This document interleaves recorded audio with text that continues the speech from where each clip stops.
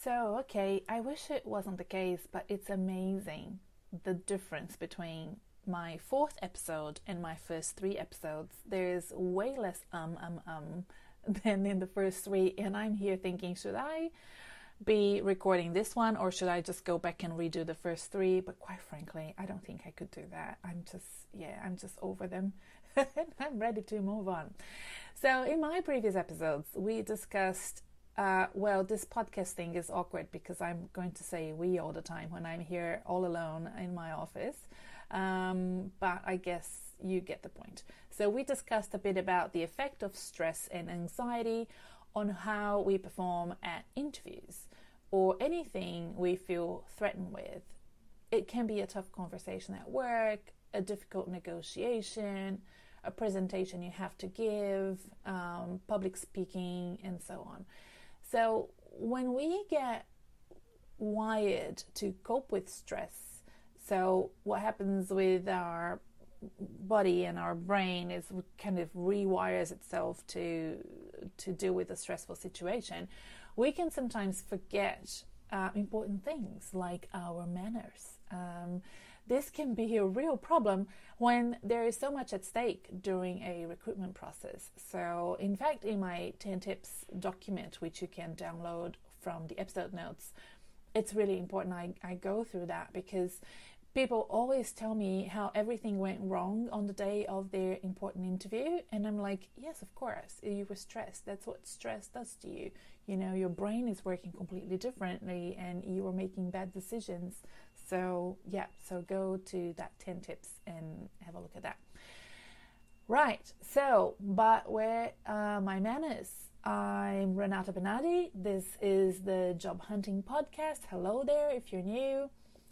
In this podcast, I try to help you nail your next job and have the career you want.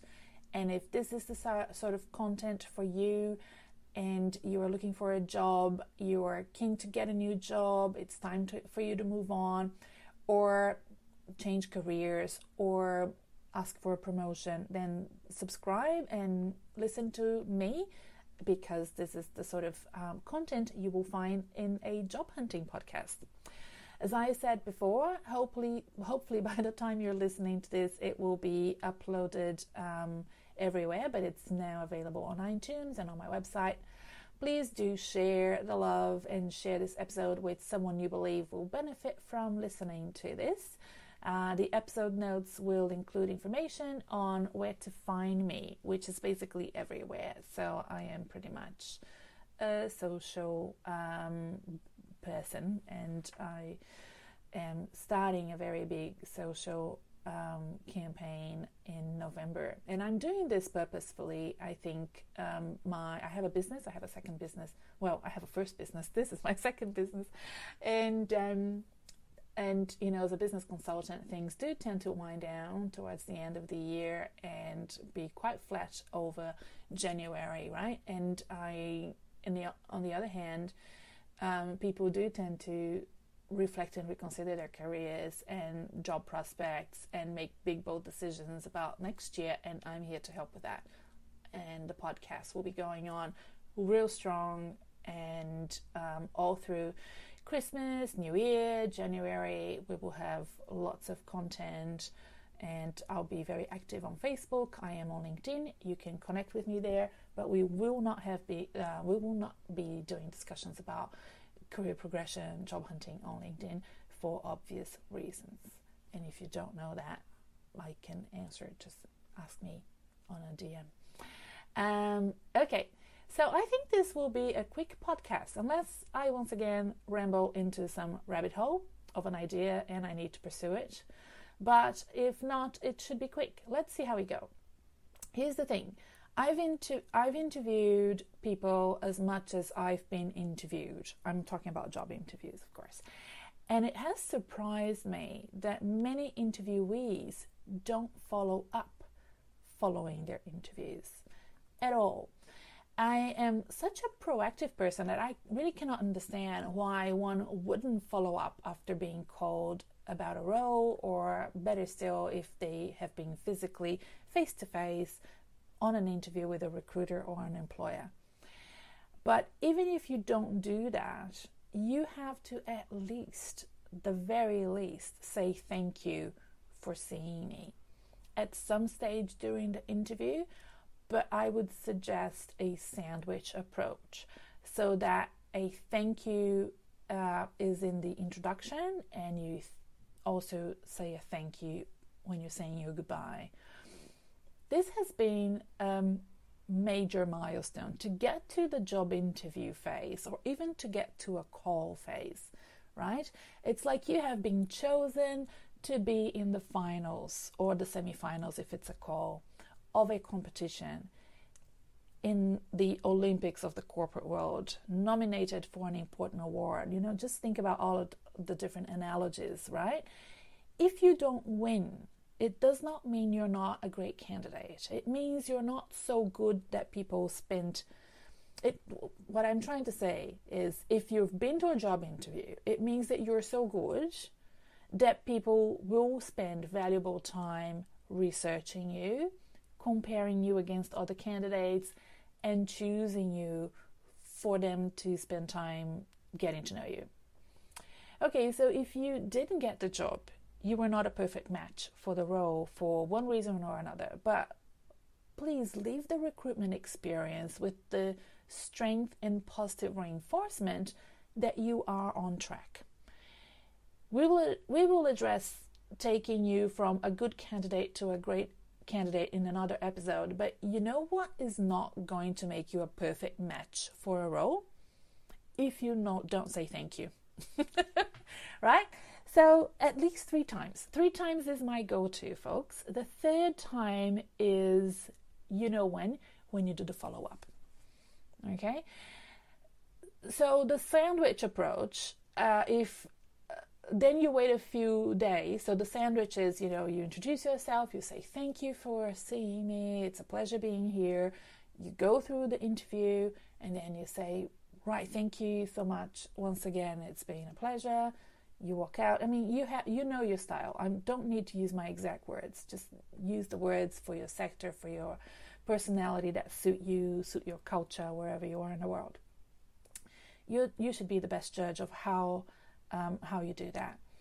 And then the third thank you is the follow-up thank you. They may have told you how long it will take for them to get back to you.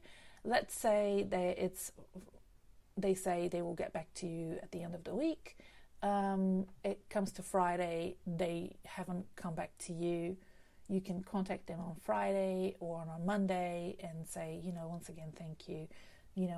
Have you reached a decision? I'd, be good to hear back from you. And thank them and ask them for an update.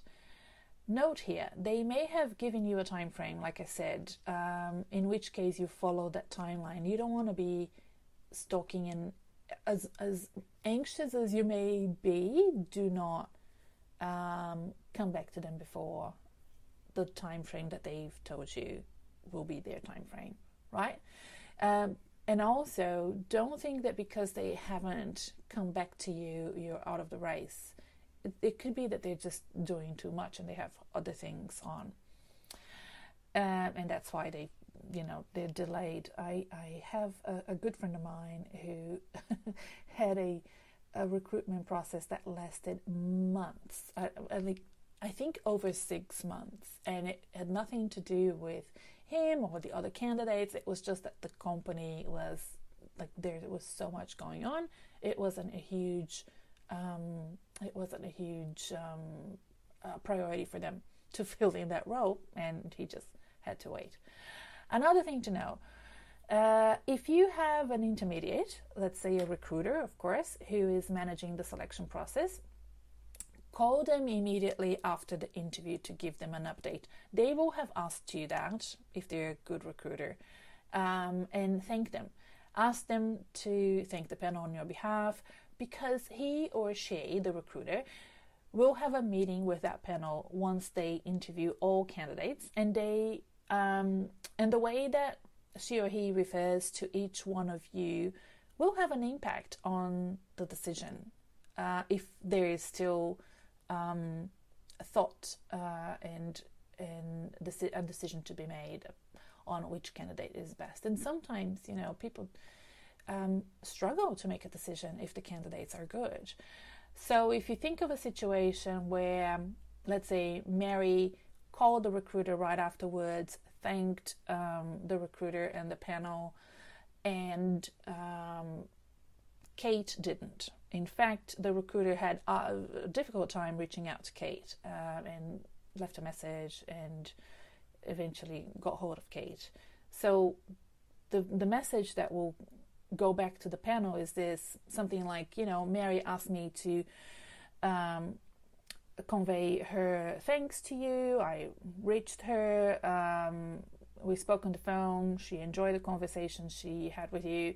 Kate, I managed to catch up with her a few days later, and I believe it all went well. What do you think that shows the selection panel? Who seems more interested in the role, Mary or Kate? Okay, all those little things will matter if the decision is hard for them to make. So I guess in sum, don't over flatter people. No one wants that. So in my view, you should, however, acknowledge the process. This is a process, and it is a competition in a way. You are a box of cereal. They are choosing a cereal. They think you might be it. So you're doing the marketing and you need to enchant the customer. That's part of your game plan for that competition. If you don't win the competition, it doesn't mean you're not a great candidate. In fact, if you have received a call, you went from a very long list to a mid-sized list. And if you went to an interview, you went from a mid-sized list to a short list. And that means that you were really good. You are worth people spending time with you. So acknowledge that process by thanking them for seeing you. And let me know what you think of it. 3 thank yous, everyone. What do you think? Looking back, have you done it? I sure learned along the way. So it's something like a little rule that I've developed for myself. I think really it was when I was on the other side of the table interviewing candidates, selecting candidates, that I realized that there was an etiquette and a protocol that I would expect people to follow, because it's such hard work to put a position up for grabs and to go through that process. I've worked for very large organizations. Some of them are very bureaucratic, and these things take a lot of time and effort from managers and HR teams to put together. Also remember to adapt this to your situation, your sector, your country. Yes, this is very important. Although the message is universal, the culture and also how much you know or don't know the people involved in the selection process may influence how you decide to activate the ideas we discussed today. I'm going to add to the episode notes, I was just thinking, links to research done by, I'll find the best one, but I think I'll link the one done by University of Texas, Professor Kumar, on the power of saying thank you. This is a really beautiful research, because it shows that the positive impact is in both the giver and the recipient. You will feel good about it, and the recipient will feel wonderful about it. So what Professor Kumar and his colleagues say is, it takes only a little bit of your time to put together a letter or an email or to say the words, but the costs are super amplified. The benefits are much larger than you expect. So I'll try to find the quotes as well, because I really like that research, and I hope you enjoy the extra reading if you're interested. And so that will be in the episode notes. In the episode notes, I will put a link to the 10 tips for making job hunting less stressful and more successful. It's a very long title for a tiny document. It's not tiny. I think it has 10 pages, and I hope you enjoy reading it. It's not a big read. It's very quick. And I explain why I put it together on the second page. So have a read and see what you think. That's all for now, folks. Remember to subscribe, share with others, check the episode notes, and I will see you next time. Bye.